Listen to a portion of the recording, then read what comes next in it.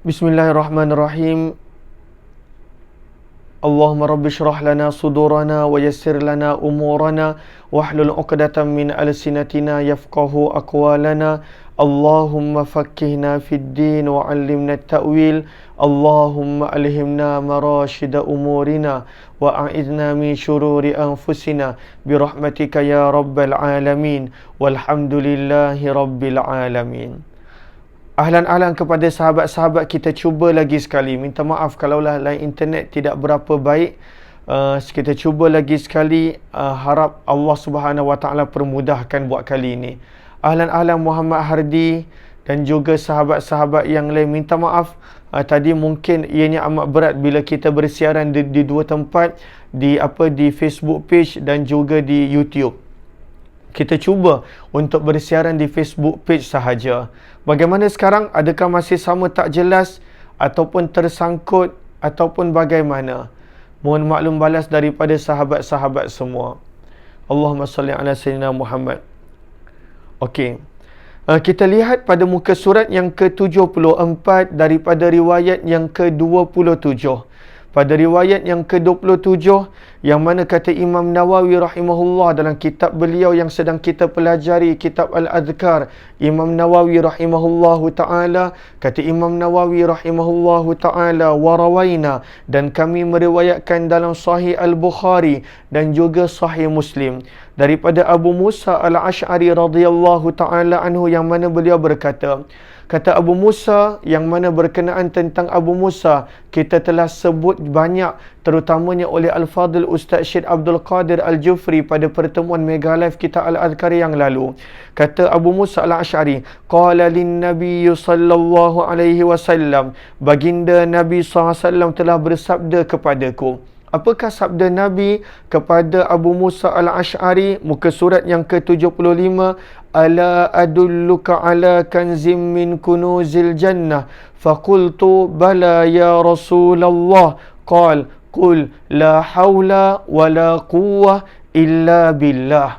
Ini adalah riwayat yang ke-27 yang ada pada cetakan kitab Al-Adhkar saya, berada pada muka surat 75.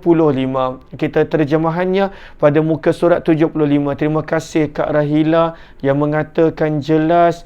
Mohon maaf kepada yang berada di Facebook page, maka kita tak bersiaran sebab ianya berat kalau bersiaran daripada dua tempat menggunakan handphone yang sama. Lalu mohon maaf kalaulah sebelum ni ada yang melihat di YouTube, mohon untuk bersama di Facebook page Umar Aziz. Okey, ahlan-ahlan kepada sahabat-sahabat. Lalu apa kata Abu Musa Al-Ash'ari radhiyallahu taala anhu? Kata Abu Musa Al-Ash'ari radhiyallahu taala anhu, Nabi sallallahu alaihi wasallam bersabda kepadaku. Apa sabda Nabi? Ala adulluka, mahukah aku tunjukkan kepada kamu kanz. Kanz ini apa? Ianya adalah harta yang berharga, harta yang tersimpan, harta yang nafis, yang berharga. Diterjemahkan di sini sebagai harta terpendam daripada khazanah, daripada harta karun syurga, daripada khazanah syurga. Apakah yang dimaksudkan daripada khazanah syurga, harta terpendam syurga? Kata Imam Nawawi rahimahullahu ta'ala ketika mana menerangkan hadis ini dalam syarah Sahih Muslim, kata Imam Nawawi, maksudnya adalah pahala yang luar biasa, thawab, pahala nafis yang luar biasa, yuddakhar, yang Allah simpankan untuk yang melakukan amalan ini. Maka Nabi SAW bertanya kepada Abu Musa, mahukah aku habarkan kepada kamu tentang satu pahala, tentang suatu ganjaran yang umpamanya adalah kanz, adalah harta yang tersimpan rapi, harta yang bernilai, harta yang mahal daripada harta-harta syurga. Maka pada waktu itu Abu Musa Al-Ash'ari menjawab, bala, bahkan ya Rasulullah, mahu wahai Rasulullah. Maka apakah harta bernilai syurga? Maka apakah pahala yang disimpan, yang nilainya berada dalam syurga? Maka pada waktu itu sabda Nabi SAW, Qul, ucapkan, la hawla wa la quwwah illa billah. Apakah terjemahannya? Tiada daya upaya dan kekuatan melainkan hanya milik Allah. Kalau kita perhatikan la pada haula dan juga la pada quwwata, ianya adalah lam nafyul jins. Maksudnya penafian secara keseluruhan. Bererti terjemahannya adalah la haula, tiada daya dan upaya, wala quwwah, dan langsung tiada kekuatan. Itu terjemahan yang sepatutnya, kerana di sini lam ini bukan sebarang lam tetapi lam nafyul jins. Sebab itu haula berbaris atas, quwwata pada hujung itu berbaris atas. Maka di sini Nabi menyebut antara kanzul jannah ataupun harta berharga syurga ataupun pahala berharga yang disimpan untuk manusia di syurga adalah ucapan la haula wala quwwah illa billah. Dan di sinilah kita nampak kita patut memperbanyakkan ucapan ini. Imam Bazzar, mohon sahabat-sahabat catatkan di ruang komen, dan juga para sahabat catatkan juga sama ada dalam buku. Yang mana di sini kata Imam Bazzar, Imam Bazzar menukilkan daripada Abdullah bin Mas'ud tentang makna la haula wala quwwata illa billah. Imam Bazzar menukilkan daripada sahabat Nabi Abdullah bin Mas'ud radhiyallahu taala anhu. Abdullah bin Mas'ud radhiyallahu taala anhu berkata bahawa baginda Nabi SAW pernah bertanya kepada beliau, adakah beliau tahu tentang maksud la haula, tiada daya dan upaya, wala quwwah, tiada langsung kekuatan, illa billah, adakah beliau tahu maksudnya? Kata Abdullah bin Mas'ud kepada Nabi, tidak, Allah dan Rasulnya lebih mengetahui. Maka sabda Nabi SAW dalam riwayat yang dinukilkan oleh Bazzar daripada Abdullah bin Mas'ud, maksud daripada la haula wala quwwah illa billah adalah la haula an maksiatillah, tiada daya dan upaya untuk meninggalkan maksiat kepada Allah. Tak ada daya dan upaya. Lalu kalaulah kita dapat tinggal maksiat, sebenarnya bukan kerana kekuatan kita. Tiada daya dan upaya untuk meninggalkan maksiat. Wala quwwah, dan tidak ada sebarang kekuatan, kata sabda Nabi SAW dalam hadis riwayat Bazzar, wala quwwah ala ta'atillah, dan langsung tidak ada kekuatan untuk melakukan ketaatan.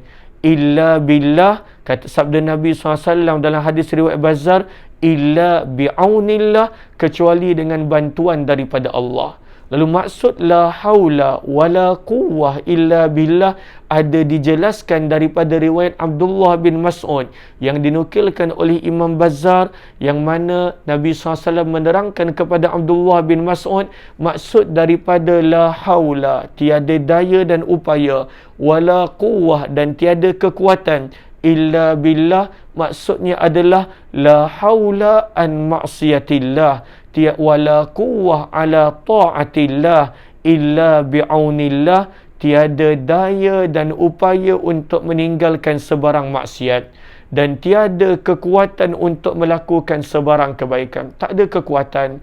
Kita dapat bertemu pada hari ini, yang mana ini adalah satu ketaatan, mempelajari ilmu adalah semata-mata dengan izin Allah Subhanahu wa taala. Wala quwwah, bukanlah kerana saya sihat, bukanlah kerana tuan-tuan sihat, bukanlah kerana saya ada masa lapang, bukanlah kerana tuan-tuan ada masa lapang, tetapi ingat selalu zikir ini yang mana merupakan kanzul jannah, harta bernilai dalam syurga.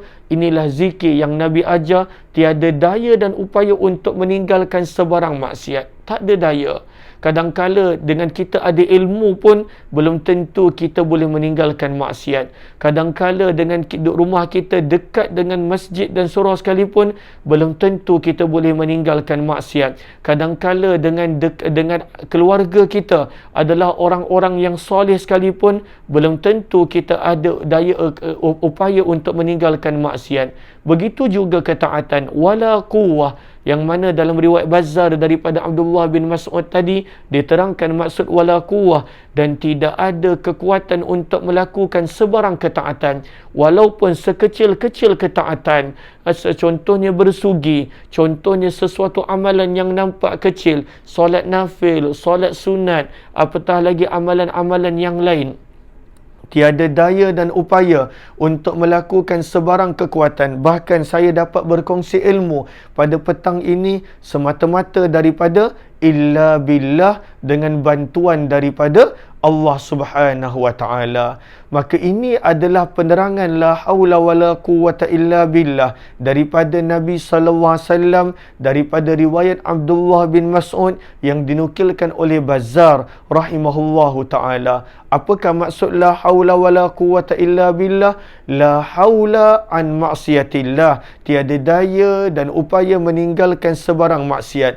Wala quwwah ala ta'atillah, tiada kekuatan untuk melakukan sebarang ketaatan illa billah, kecuali dengan bantuan daripada Allah Subhanahu wa taala. Di sini Ibnu Allan dalam kitab Futuhat Ar-Rabbaniyah menukilkan apa riwayat daripada Imam Malik rahimahullah, yang mana Imam Malik rahimahullah menukilkan barang siapa yang membaca perkataan ini, bismillah masya Allah la quwwata illa billah, apabila dia masuk ke dalam rumah, yang mana kita akan baca juga ketika mana kita tiba pada masanya, bismillah masya Allah la quwwata illa billah.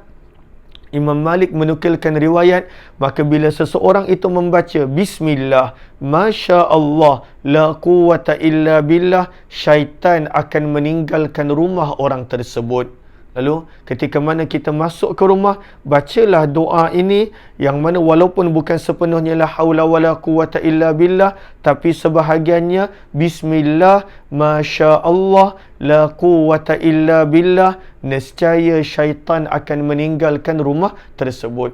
Dinukilkan Ibnu Allan dalam kitabnya Futuhat Ar-Rabbaniyah juga menukilkan daripada Sayyidina Anas bin Malik, sahabat Nabi sallallahu alaihi wasallam, bahawa Sayyidina Anas bin Malik menukilkan barang siapa membaca doa ini, masya Allah la quwwata illa billah, nescaya dia akan diselamatkan daripada ain. Apakah itu ain? Ain maksudnya adalah mata. Tetapi ain adalah antara penyakit yang mana Nabi SAW pernah sebutkan, kadangkala manusia itu boleh mendapat kemudaratan, boleh mendapat sakit akibat daripada ain seseorang. Ain ini tidaklah dikira hasad, tidak. Tetapi kadangkala bila manusia nampak sesuatu nikmat pada manusia yang lain, maka boleh seseorang itu ditimpa ain. Berlaku pada zaman Nabi SAW, seorang sahabat yang memiliki tubuh badan yang baik, maka seorang sahabat melihat tanpa sengaja pada sahabat tersebut, maka menjadilah ia tidak boleh bangun. Maka sebab itu, bagaimanakah kita nak selamat daripada ain?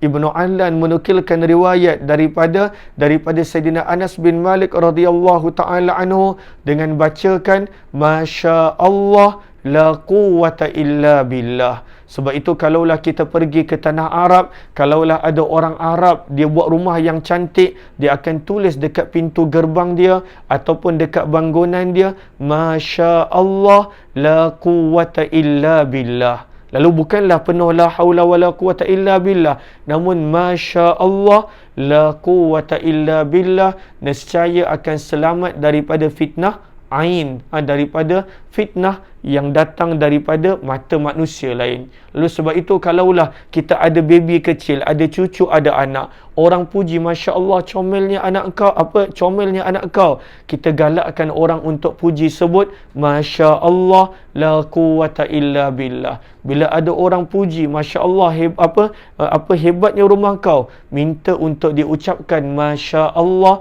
la quwwata illa billah. Lalu apa jua nikmat yang kita nak kongsikan dengan orang lain, kita sharekan pada gambar, kita sharekan pada caption, kita sharekan pada tulisan, lalu orang tu bila baca dia terus baca masya Allah la quwwata illa billah. Maka satu ini adalah riwayat yang Imam Nawawi bawakan menunjukkan ianya adalah kanzul jannah, harta berharga dalam syurga. Harta berharga kata Imam Nawawi ketika mana mensyarahkan hadis ini dalam Sahih Muslim, maksudnya ganjaran yang luar biasa dalam syurga. Namun dinukilkan daripada Imam Malik rahimahullahu taala bahawa barang siapa membaca bismillah masya Allah la quwwata illa billah sebelum masuk ke dalam rumah, syaitan syaitan akan meninggalkan rumah tersebut. Dan yang ketiganya, barang siapa membaca ini, riwayat daripada Anas bin Malik yang dinukilkan oleh Ibnu Allan, barang siapa yang membaca tak ada bismillah di situ, Masya Allah, la quwwata illa billah, nescaya akan diselamatkan daripada ain, daripada pandangan dengki, pandangan hasad, pandangan jahat manusia. Maka inilah 3 kelebihan la quwwata illa billah dan juga la haula wala quwwata illa billah. Ada banyak lagi riwayat-riwayat yang lain. Contohnya ada riwayat barang siapa menyebut la haula wala quwwata illa billah dan dia mengamalkan dengan istiqamah, dia akan diselamatkan daripada gham, daripada kesedihan. Lalu sentiasalah kita amalkan la haula wala quwwata illa billah. Sebab itu sebahagian para ulama yang terdahulu mereka gabungkan dengan astaghfirullah, astaghfirullahalazim alladzi la bukan dengan astaghfirullah, dengan subhanallah walhamdulillah wala ilaha illallah wallahu akbar wala haula wala quwwata illa billah. Kenapa? Sebab orang yang istiqamah akan mengucap la haula wala quwwata illa billah. Dalam sepotong riwayat yang lain dinukilkan oleh Ibnu Allan, beliau akan selamat daripada kesedihan, daripada gham, daripada kesedihan. Sebab itu ini kelebihan la haula wala quwata illa billah. Imam Nawawi sebutkan satu kelebihan, namun dikongsikan daripada Futuhat Ar-Rabbaniyah daripada Ibnu Allan, yang mana ada beberapa kelebihan-kelebihannya yang lain. Bila tiba pada tempatnya kita akan kongsikan lagi insya-Allah. Lalu ini satu zikir yang kita belajar pada hari ini, sama-sama kita sebut la haula wala quwwah illa billah. Lagi sekali sama-sama kita sebut la haula wala quwwah illa billah. Lagi sekali la haula wala quwwah illa billah. Maka zikir ini adalah kelebihannya apa? Bila kita baca tadi, Allah telah simpankan khazanah ataupun kanz, iaitu harta bernilai dalam syurga yang berupa pahala yang luar biasa. Kelebihan yang kedua, saya mohon sahabat-sahabat ikut saya sebelum masuk rumah kita baca riwayat daripada Imam Malik rahimahullah. Sama-sama sahabat baca bismillah. Lalu kita terus amalkan bismillah. Masya Allah. La quwwata illa billah. Tak ada la haula di situ. La quwwata illa billah. Lagi sekali, mohon sahabat-sahabat ikut walaupun saya tak boleh dengar. Bismillah. Masya Allah. La quwwata illa billah. Last untuk kali yang ketiga. Bismillah. Masya Allah. La quwwata illa billah. Kalaulah seseorang itu baca sebelum masuk rumah, nescaya syaitan akan tinggalkan rumah tersebut. Yang ketiga, tidak baca bismillah, sekadar Masya Allah. Sama-sama sahabat baca Masya Allah, la quwwata illa billah. Lagi sekali Masya Allah, la quwwata illa billah. Yang ketiga, baca ketika mana dapat sesuatu nikmat ataupun kongsi nikmat kepada orang lain, berita dan sebagainya, supaya boleh selamat daripada ain manusia. Boleh selamat daripada ain, dan ain memang benar, ain memang berlaku, bahkan ada disebutkan dalam hadis. Maka sebab itu, baca setiap kali kita nak kongsikan nikmat kita, bila ada orang puji kita, bahkan kita ucapkan Masya Allah, la quwwata illa billah. Maka inilah beberapa amalan yang mana kita dapat kongsikan daripada catatan Ibnu Allan dalam kitab beliau Futuhat Ar-Rabbaniyah. Riwayat yang seterusnya, riwayat yang ke-28. Riwayat yang ke-28. Adakah sahabat-sahabat masih boleh? Adakah masih boleh? Saya nak berkongsi lagi sedikit insya-Allah. Sebab kita sepatutnya sehari baca 2 muka. Ini sudah beberapa hari kita tak dapat berkongsi, maka kita cuba baca lagi sedikit. Riwayat yang ke-28. Kata Imam Nawawi dalam Sunan Abu Daud dan Sunan At-Tirmizi, Sa'ad bin Abi Waqqas radhiyallahu ta'ala anhu berkata, kita baca dahulu bahasa Arabnya, annahu dakhala ma'a Rasulillah sallallahu alaihi wasallam. Kata Sa'ad bin Abi Waqqas, dia bersama Nabi sallallahu alaihi wasallam. annahu dakhala ma'a Rasulillah SAW ala mara'atin wa baina yadayha nawa aw hasa tusabbihu bih. Kata Sa'ad bin Abi Waqqas radhiyallahu ta'ala anhu, dia bersama Nabi SAW menemui seorang wanita. Lalu siapakah wanita ini? Para ulama hadis berbeza pendapat. Ada daripada riwayat yang lain menjelaskan wanita ini adalah Safiyah binti Huyai Ummul Mukminin radhiyallahu taala anha. Itu pandangan pertama. Pandangan pertama adalah wanita ini yang dalam hadis ini tak disebut siapa, nama beliau adalah Ummul Mukminin Safiyah binti Huyai berdasarkan riwayat yang lain. Pandangan yang kedua, berdasarkan riwayat yang kita telah baca daripada dengan Al-Fadil Ustaz Syed Abdul Qadir Al-Jufri pada riwayat yang ke-18 pada muka surat yang ke-71, maka wanita ini adalah Juwairiyah, Ummul Mukminin juga. Lalu ada dua pandangan. Siapakah imra'ah, wanita yang dimaksudkan di sini yang tak disebut dengan jelas? Pandangan pertama mengatakan Safiyah binti Huyai bin Akhtab Ummul Mukminin, isteri Nabi. Pandangan kedua mengatakan Juwairiyah binti Harith Ummul Mukminin, isteri Nabi sallallahu alaihi wasallam. Ada kedua-dua pandangan. Maka di hadapan wanita itu terdapat apa? Kata Sa'ad bin Abi Waqqas, di tangannya terdapat biji kurma atau batu kerikil yang beliau gunakan untuk bertasbih. Daripada riwayat Safiyah binti Huyai, maka di situ disebutkan dengan jelas pada waktu itu ada 4,000 biji 4,000 biji kurma, 4,000 biji kurma yang beliau gunakan untuk berzikir. Ada 4,000 biji kurma. Maka itu banyaknya Ummul Mukminin Safiyah berzikir. Maka dalam sepotong riwayat yang lain dia 4,000, ada 4,000 biji kurma yang mana digunakan untuk Safiyah untuk berzikir. Maka baginda Nabi SAW bersabda, hadis ni kita dah baca pada muka surat 71. Mahukah aku beritahu kepada kamu sesuatu yang lebih mudah dan lebih baik daripada ini? Afdal wa aisar, lebih baik dan lebih mudah daripada ini. Baginda Nabi SAW mengucapkan zikir berikut. Lalu kita baca bahasa Arabnya, kita tak baca terjemahannya. Terjemahannya sahabat-sahabat boleh lihat. Maka apa sabda Nabi SAW? Sabda Nabi SAW, baca ini adalah lebih mudah dan lebih afdal daripada kamu duduk berzikir. Dalam riwayat yang lain menyebut daripada pagi sampailah terbitnya matahari. Subhanallah adada ma khalaqa fis sama'. Subhanallah adada ma khalaqa fil ard. Subhanallah adada ma baina zalik. Subhanallah adada ma huwa khaliq. Maka apakah perkataannya? Sama-sama sahabat tengok riwayat yang ke-28. Yang pertama, Subhanallah adada ma khalaqa fis sama'. Apakah terjemahan dia? Maha suci Allah sebanyak makhluk ciptaan Allah di langit. Yang kedua, Subhanallah adada ma khalaqa fil ard. Maha suci Allah sebanyak makhluk ciptaannya di bumi. Yang ketiga, Subhanallah adada ma baina zalik. Yang ketiga, Maha suci Allah sebanyak makhluk ciptaannya di antara keduanya, langit dan bumi.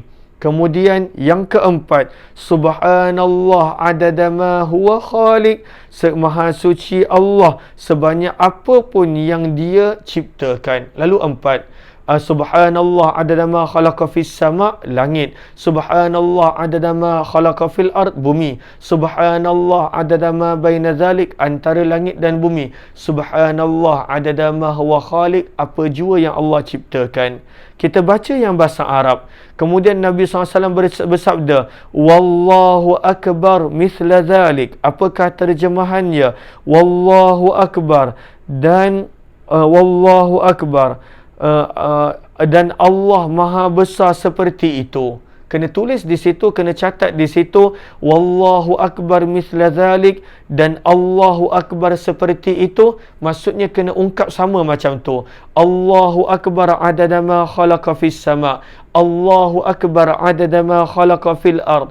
Allahu akbar adada ma baina dhalik. Allahu akbar adada ma huwa khaliq. Tukarkan subhanallah kepada Allahu akbar. Itulah maksud terjemahan Allah Maha Besar seperti itu. Bagusnya kita tulis di situ Allahu akbar seperti itu. Maksudnya adalah tukarkan subhanallah kepada Allahu akbar.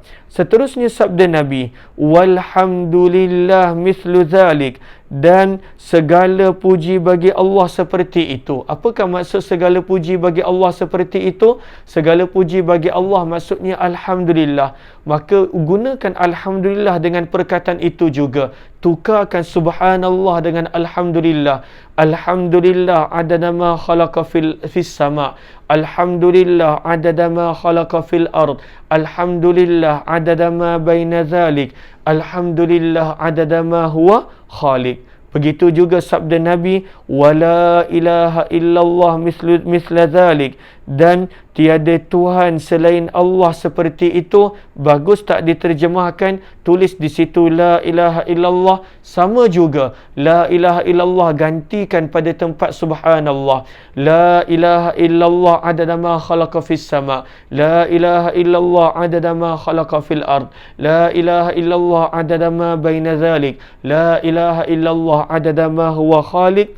Dan yang terakhir, wala haula wala quwwata illa billah misla dhalik, yang mana terjemahannya adalah dan tiada daya upaya dan kekuatan melainkan hanya milik Allah juga seperti itu. Apa maksud seperti itu? Maksudnya perkataan la haula wala quwwata illa billah tukarkan di tempat subhanallah. Lalu akan jadi bagaimana? La haula wala quwwata illa billah adada ma khalaqa fis sama. La haula wala quwwata illa billah adada ma baina dhalik. La haula wala quwwata illa billah.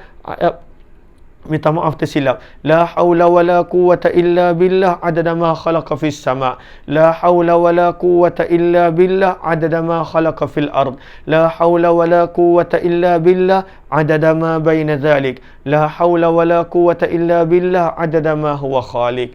Maka tukarkan perkataan-perkataan ini pada tempat subhanallah pada bahasa Arab yang kita lihat. Lalu subhanallah 4 kali. Kemudian Nabi SAW sebut Allahu Akbar sama juga 4 kali. Kemudian Alhamdulillah sama juga 4 kali. La ilaha illallah sama juga 4 kali. La haula wala quwwata illa billah sama juga.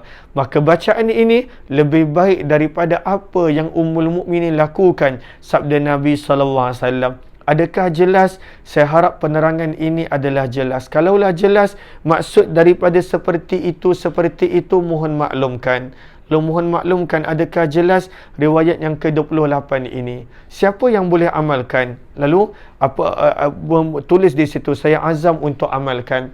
Jom kita amalkan sekali, nanti sahabat-sahabat boleh amalkan selepas ini. Kerana Imam Nawawi ajar kita paling kurang seumur hidup sekali. Cumanya ini dibaca pada waktu pagi. Kalaulah kita tengok kepada riwayat yang ada pada muka surat 71 daripada Juwairiyah, namun apa kata kita amalkan? Sebab masing-masing daripada kita sibuk, kadang-kala kita terlepas untuk amalkan. Boleh kita amalkan? Maka di sini sama-sama kita amalkan. Kita boleh tengok di situ dan tukarkan sahaja. Subhanallah adada ma khalaqa fis sama. Silakan. Yang kedua, subhanallah adada ma khalaqa fil ard. Yang ketiga, subhanallah adada ma baina dhalik. Dan yang keempat, subhanallah adada ma huwa khaliq. Maka ini subhanallah. Kemudian seterusnya kita baca Allahu Akbar pula.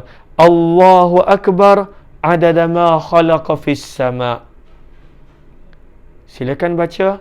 Kemudian Allahu Akbar adada ma khalaqa fil ard. Kemudian Allahu Akbar adada ma baina dhalik. Kemudian Allahu Akbar adada ma huwa khaliq. Seterusnya Alhamdulillah pula. Alhamdulillah adada ma khalaqa fis sama. Silakan sahabat-sahabat baca bersama dengan saya. Alhamdulillah adada ma khalaqa fil ard. Alhamdulillah adada ma baina zalik. Alhamdulillah adada ma huwa khaliq.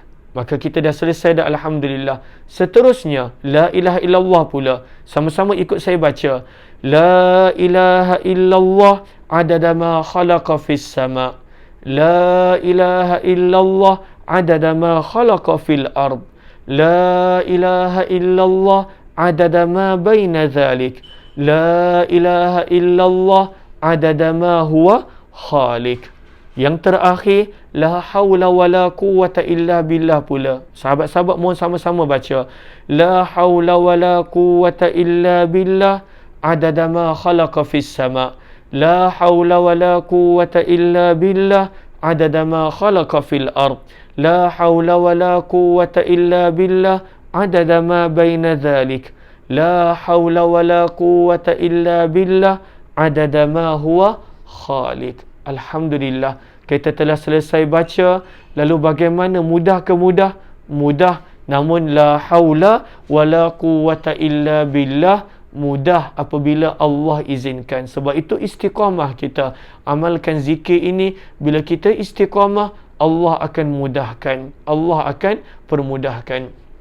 Seterusnya, riwayat yang ke-29, kata Imam Nawawi dalam Sunan Abu Daud dan Sunan At-Tirmizi. Dalam Sunan Abu Daud, sebentar saya tengok waktu pukul berapa. Okey, kita lagi sikit.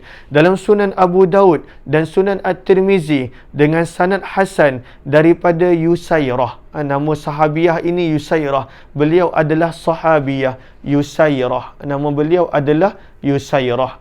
Seorang sahabat wanita daripada kalangan muhajirin. Boleh catat di situ, Allahumma salli ala Sayyidina Muhammad. Ada sebahagian ulama hadis mengatakan Ansar. Lalu ada yang mengatakan muhajirin, ada mengatakan Ansar. Di sini Imam Nawawi mengutamakan pendapat muhajirin. Maka beliau adalah salah seorang daripada sahabiah muhajirin. Maka ini menceritakan berzikir menggunakan tangan. Tadi kita dah belajar yang mana riwayat 28 zikir menggunakan tasbih, menggunakan biji tasbih. Menggunakan biji kurma sebagai tasbih. Namun riwayat ini menunjukkan pentingnya juga untuk berzikir menggunakan tangan. Maka di sini Yusairah ini beliau satu-satunya hadis yang sampai kepada kita. Saya minta maaf.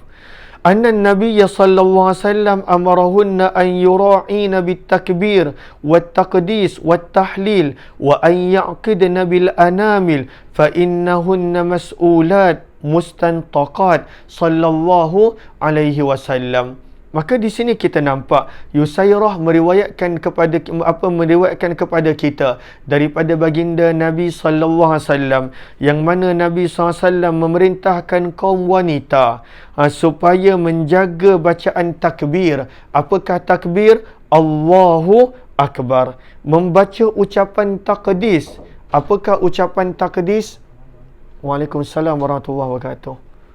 Okey, boleh tengah buat kelas. Okay, terima kasih tuan. Jazakumullah khairah. Okay, terima kasih. Assalamualaikum. Okay. Apa makan malam sampai. Allahumma salli ala Sayyidina Muhammad. Okay. Lalu ucapan taqdis. Apakah ucapan taqdis? Sama ada ucapan taqdis adalah subuhun kuddus, ataupun ucapan taqdis juga adalah subhanallah. Apakah beza antara subhanallah dengan subuh? Ianya tidak ada beza. Ianya adalah penyucian kepada Allah Subhanahu wa taala. Allahumma salli ala Sayyidina Muhammad. Maka di sini Nabi SAW menyuruh para wanita, dan kebanyakan di sini adalah para wanita.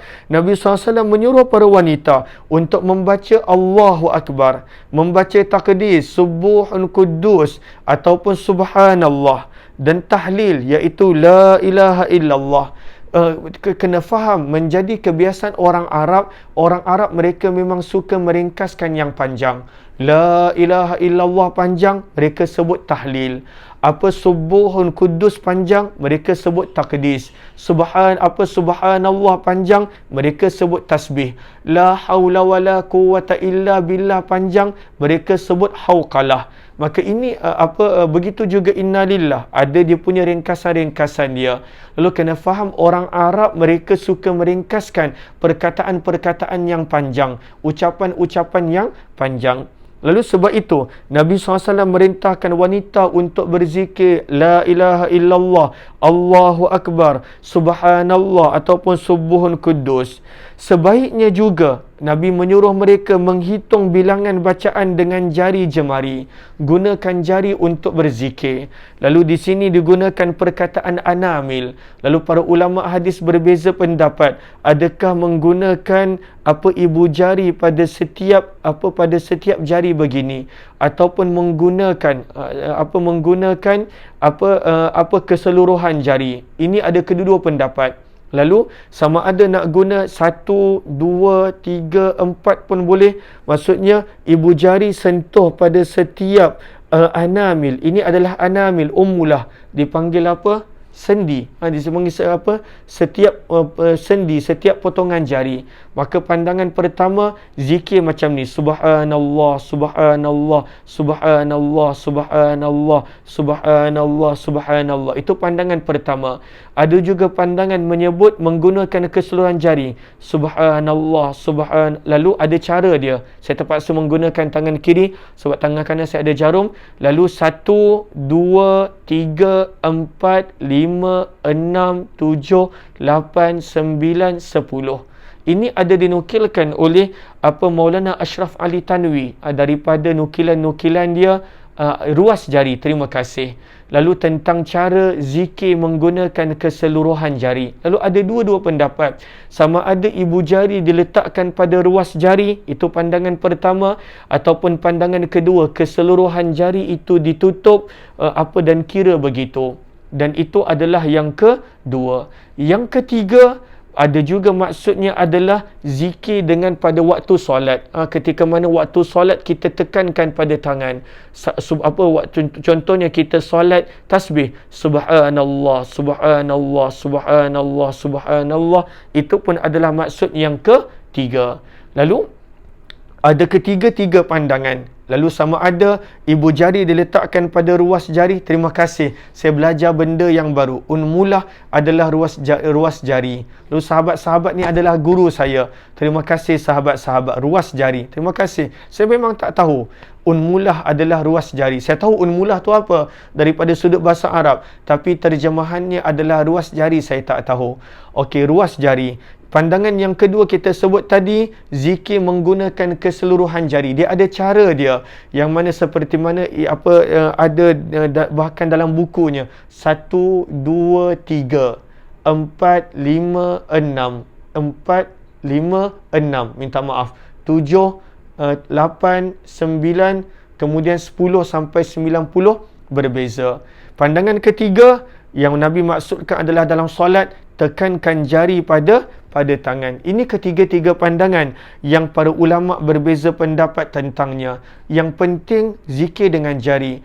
Bagaimana kita nak gabungkan? Mana satu afdal? Nak zikir dengan jari ataupun nak berzikir dengan tasbih? Kerana riwayat 28 dan seperti mana riwayat pada muka surat 71. Muka surat 71 pada riwayat yang ke-18, bagaimana pada waktu itu kita melihat yang mana Ummul Mukminin berzikir menggunakan tasbih. Lalu mana afdal? Adakah berzikir menggunakan tasbih afdal ataupun berzikir menggunakan jari afdal? Maka ada para ulama mempunyai pendapat-pendapat tersendiri. Ada mengatakan tangan lagi afdal, ada mengatakan tasbih lagi afdal. Ibnu Adlan menggabungkan kedua-dua pendapat. Kata Ibnu Adlan, yang afdal adalah kita lihat, kalaulah pada waktu itu zikirnya panjang dan khawatir dia akan terlepas kalaulah menggunakan jari, dia terlepas kira apabila menggunakan jari, maka pada waktu itu yang afdalnya adalah menggunakan tasbih. Untuk zikir yang panjang, afdalnya menggunakan tasbih. Dan untuk zikir yang ringkas dan pendek seperti selepas solat, afdalnya pada waktu itu menggunakan jari. Maka Ibnu Allan menggabungkan zikir yang ringkas gunakan jari, zikir yang panjang afdalnya menggunakan tasbih. Maka daripada sini datangnya Nabi SAW menggalakkan para wanita, para ibu untuk menggunakan jari. Sabda Nabi SAW, sebaiknya juga mereka menghitung bilangan bacaan mereka dengan jari jemari mereka. Kenapa? Nabi terangkan, فَإِنَّهُنَّ مَسْئُولَاتٍ, kerana jari-jari ini Allah akan tanya. Lalu apa jari ini pernah buat? Kalaulah sekadar ianya berbuat perkara yang sia-sia, maka jari ini akan ditanya. Jari pun akan ditanya. Maka sebab itu jari ini digunakan untuk berzikir. Jari digunakan untuk berzikir. Bahkan mustantaqat, jari ini akan Allah Sayyidina Muhammad akan berkata-kata. Sebab itu dalam surah An-Nur pada ayat yang ke-24, surah An-Nur ayat yang ke-24 pada juz yang ke-18, firman Allah Subhanahu wa taala, yauma tashhadu alaihim alsinatuhum, ingatlah pada hari yang mana mulut akan memberi saksi, wa aidihim, dan tangan-tangan akan menjadi saksi, wa arjuluhum, dan kaki akan menjadi saksi. Lalu bagaimana mereka menjadi saksi? Mustantaqat, mereka akan berkata-kata. Lalu sebab itu Nabi bersabda, jari jemari mereka akan ditanya, mas'ulat, dan ada terjemah yang tak disebutkan di situ, mustantaqat, maksudnya dan akan berkata-kata. Lalu jari akan ditanya dan jari akan berkata-kata. Jari ni akan menjawab. Lalu apa kita buat dengan dia? Sebab itulah Nabi suruh kita berzikir dengan menggunakan jari, kerana ianya adalah saksi. Maka sebab itu Ibnu Allan kata, zikir-zikir yang pendek gunakan jari, zikir yang panjang supaya tak terleka dan tak terlepas pandang, gunakanlah tasbih. Lalu nak gunakan jari mana? Maka mana-mana tangan pun boleh, tangan kanan ataupun kiri. Namun dalam riwayat yang ke-30, Imam Nawawi membawa nukilan daripada sabdaan Nabi SAW. Ini hadis yang terakhir dalam Sunan Abu Daud, At-Tirmizi dan An-Nasai dengan sanad hasan. Abdullah bin Amr berkata, kita akan kongsikan tentang Abdullah bin Amr kemudian. Ra'aitu Rasulullah SAW ya'qidu tasbih. Kata Abdullah bin Amr ibnu Al-As, aku melihat Nabi SAW bertasbih menggunakan jari, menghitung tasbih. Ya'qid maksudnya menggunakan jari untuk menghitung tasbih. Tangan saya tak boleh bengkok sangat kerana ada jarum. Lalu Nabi SAW menggunakan tasbih untuk berzikir. Dalam sepotong riwayat yang lain, muka surat 76, wa fi riwayah biyaminih, dalam riwayat yang lain dengan tangan kanan baginda.